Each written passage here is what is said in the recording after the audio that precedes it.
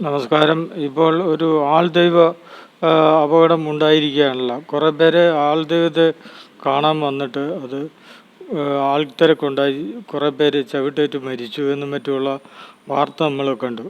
അത് കേട്ട് ഞെട്ടിപ്പോയിരിക്കുകയാണ്. ഈ ആൾദൈവത്തിന് എന്താണ് പ്രത്യേകത? ആൾദൈവം അനുഗ്രഹിക്കുമോ എന്നും മറ്റുമുള്ള സംശയങ്ങൾ നമുക്കുണ്ട്. അല്ലെങ്കിൽ എങ്ങനെയാണ് ഒരാൾ ആൾദൈവം ആകുന്നത്? നമുക്കും ആൾദൈവം ആകാൻ പറ്റുമോ എന്നൊക്കെ നമ്മൾ ചിന്തിച്ചു പോയിട്ടുണ്ട്. ആൾദൈവമായാൽ നല്ല രസമാണ്. വെറുതെ ഇരുന്ന് ആളുകളുടെ നിന്ന് ഇഷ്ടംപോലെ പൈസ വാങ്ങാം, സുഖമായിട്ടിരിക്കാം എന്നൊക്കെയാവും പലരും ധരിക്കുന്നത്. എന്നാൽ ആ ധാരണ തികച്ചും തെറ്റാണ്. എല്ലാവർക്കും ഒന്നും ആൾദൈവമാകാൻ പറ്റില്ല, ആൾ കൂടില്ല. ഇതെങ്ങനെയാണെന്ന് വെച്ചാൽ പ്രകൃതിയെ തന്നെ ചിലർക്ക് ചില കാന്തിക ശക്തി കൂടിയിരിക്കും. മനുഷ്യ എല്ലാവർക്കും കാന്തിക ശക്തി ഉണ്ട്. അത് കൂടുതലായിട്ടും കുറഞ്ഞും ഇരിക്കും. ചിലർക്ക് നല്ല കാന്തിക ശക്തി ഉണ്ടായിരിക്കും. അവരുടെ ചുറ്റും ആളുകളിങ്ങനെ കൂടും. അത് ആൾദൈവമൊന്നും അല്ലെങ്കിൽ തന്നെ അവരുടെ ചുറ്റും ആൾ എപ്പോഴും കൂടിയിരിക്കും. ചുമ്മാ ഇരുന്നാൽ മതി, ആളുകൾ ഇങ്ങനെ വന്ന് ഇങ്ങനെ അവരോട് സംസാരിച്ചുകൊണ്ടിരിക്കും. അത് ചിലപ്പോൾ ബിസിനസ്സുകാരായിരിക്കും, രാഷ്ട്രീയ പാർട്ടികളായിരിക്കാം, രാഷ്ട്രീയ നേതാവായിരിക്കാം, അങ്ങനെ ഒത്തിരി പേരുണ്ട്.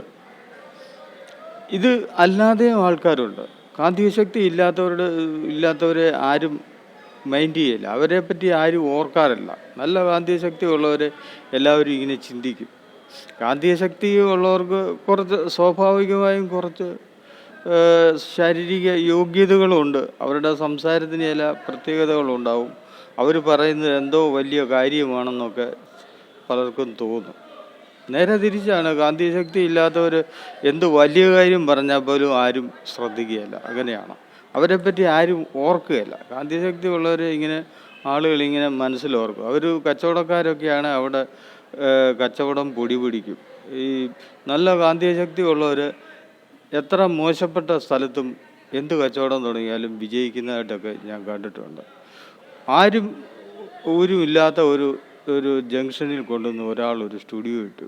അതെൻ്റെ അറിവിൽപ്പെട്ട കാര്യമാണ്. അവിടെ ചുറ്റും നോക്കിയാൽ അവിടെ അടുത്തെങ്ങും ഒരു നല്ല കാപ്പിക്കട പോലും ഇല്ല. അവിടെ കൊണ്ടുവന്ന് ഈ സ്റ്റുഡിയോ ഇട്ട് കഴിഞ്ഞാൽ വിജയിക്കുമോ ഇല്ലയോ എന്നൊക്കെ സംശയിച്ചു. ഞാനും സംശയിച്ചു, അയ്യോ എന്തൊരു മണ്ടത്തരമാണ് ഈ കാണിക്കുന്നത്. പക്ഷേങ്കിൽ അവന് ഒരു ടൗണിൽ ലഭിക്കുന്നതിനേക്കാൾ കൂടുതൽ വർക്കാണ് അവിടെ ലഭിച്ചത്. ആ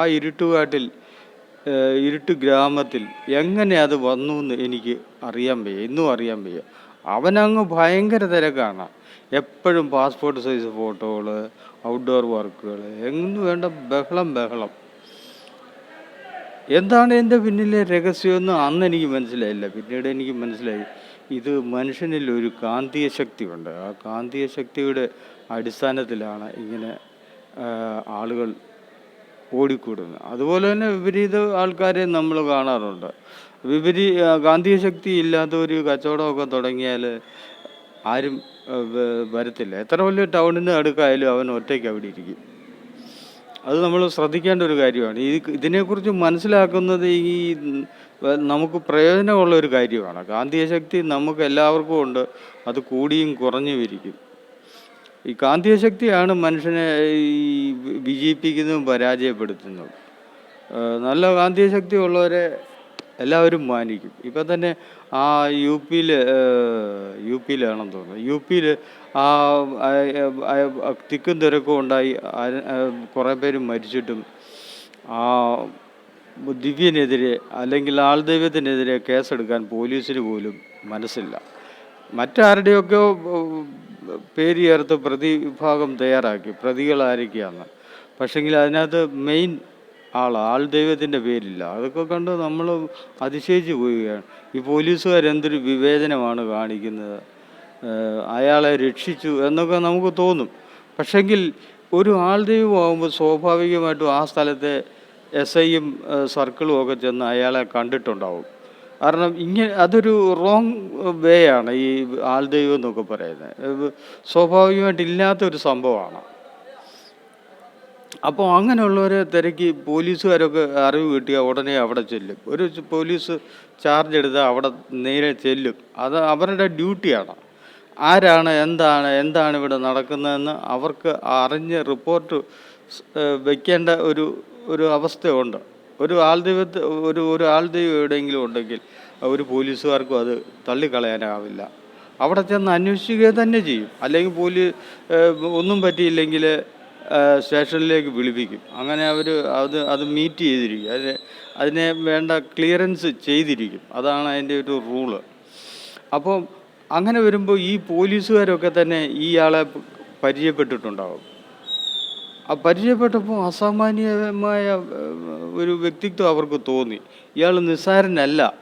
ഇയാളെ കാണുമ്പോൾ ഒരു സന്തോഷമുണ്ട്. അയാൾ പറയുന്നത് കേൾക്കാൻ രസമുണ്ട്. അയാൾ പറയുന്നത് കാര്യമാണെന്നൊക്കെ ആ പോലീസുകാർക്കും ഒരുപക്ഷെ തോന്നിയിട്ടുണ്ടാവും. അതുകൊണ്ടാണ് അവിടെ അത്രയും സംഭവം ഉണ്ടായിട്ടും അതിൻ്റെ ആൾ ദൈവത്തെ, അതിൻ്റെ മെയിൻ ആളെ പിന്നെ അവർ ചോദ്യം ചെയ്യുന്നില്ല.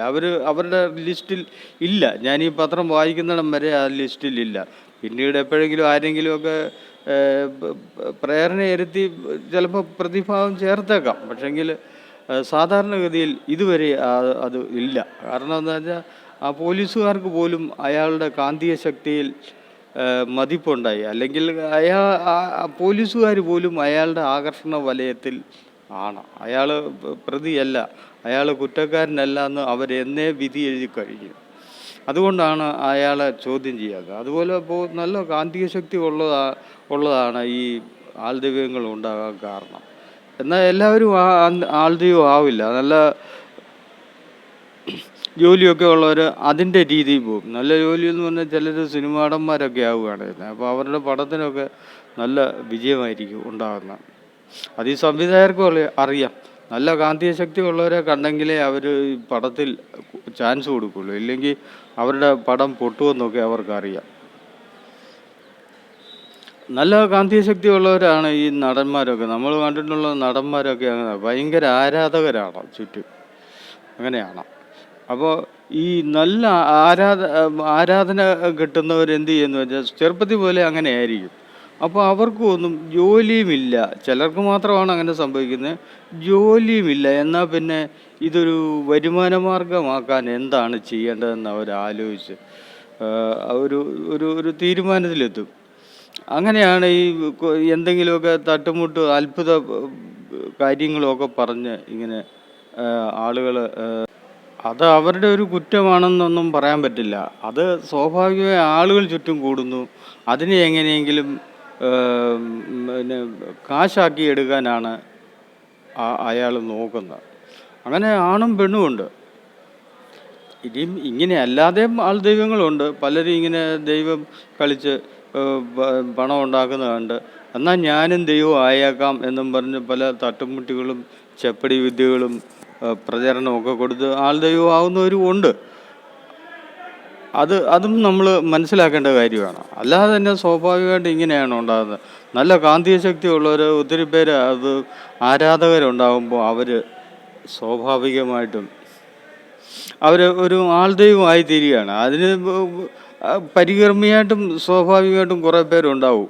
ഇങ്ങനൊരു പരിപാടി തുടങ്ങുമ്പോൾ ചിലർ പറയും, ഞാൻ ഖജാൻജി ആയിക്കോളാം, ഞാൻ അതിൻ്റെ ട്രസ്റ്റി ആകാം എന്നൊക്കെ പറഞ്ഞ് തനിയെ ആളുകൾ അവിടെ ഒത്തുകൂടുകയാണ്. അത് അവരുടെ തന്നെ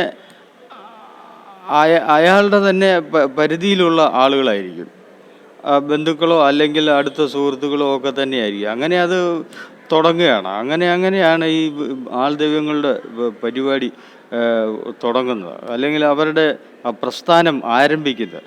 പക്ഷേങ്കിൽ ഇതുകൊണ്ട് എന്തെങ്കിലും ഗുണമുണ്ടോ എന്ന് ചോദിച്ചാൽ എന്ത് ഗുണമാണ്? ഇങ്ങനെ നമ്മൾ മനസ്സ് വിഷമിച്ചിരിക്കുകയല്ലേ. നമ്മൾ ഓരോ കാര്യത്തിനും ഒരു സമാധാനമില്ലാതെ ഇരിക്കുമ്പോൾ നമുക്ക് ഇങ്ങനെയുള്ളവരെ കാണുമ്പോൾ ഒരു എന്തോ ഒരു രസം അല്ലെങ്കിൽ ഒരു ആശ്വാസം തോന്നും. നമ്മൾ ഈ പത്രം വായിക്കുന്ന പോലെ തന്നെ നമ്മുടെ മനസ്സ് പുകഞ്ഞിരിക്കുകയാണ്. അപ്പം നമ്മൾ ഒരു പത്രം കിട്ടുമ്പോൾ മറ്റുള്ളവരുടെ വേദനകളും ദുഃഖങ്ങളും ഒക്കെ വാർത്തകളായിട്ട് നമ്മൾ അറിയും.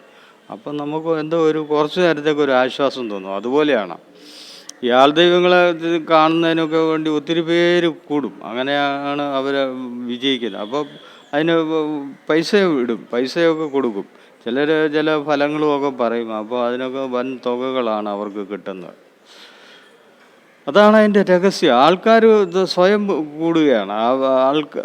ആൾ ദൈവങ്ങൾ വിളിച്ചു വരുത്തതല്ല. അത് ചെറുപ്പത്തിൽ മുതൽ അങ്ങനെ തുടങ്ങി തുടങ്ങി ചെറുതായിട്ട് ആരംഭിച്ചാണ് അങ്ങനെ അതിന് പരികർമ്മികളുണ്ടാകുന്നതും അതൊരു വലിയൊരു പ്രസ്ഥാനമായി മാറുന്നതും എന്നാണ് ഞാൻ മനസ്സിലാക്കുന്നത്.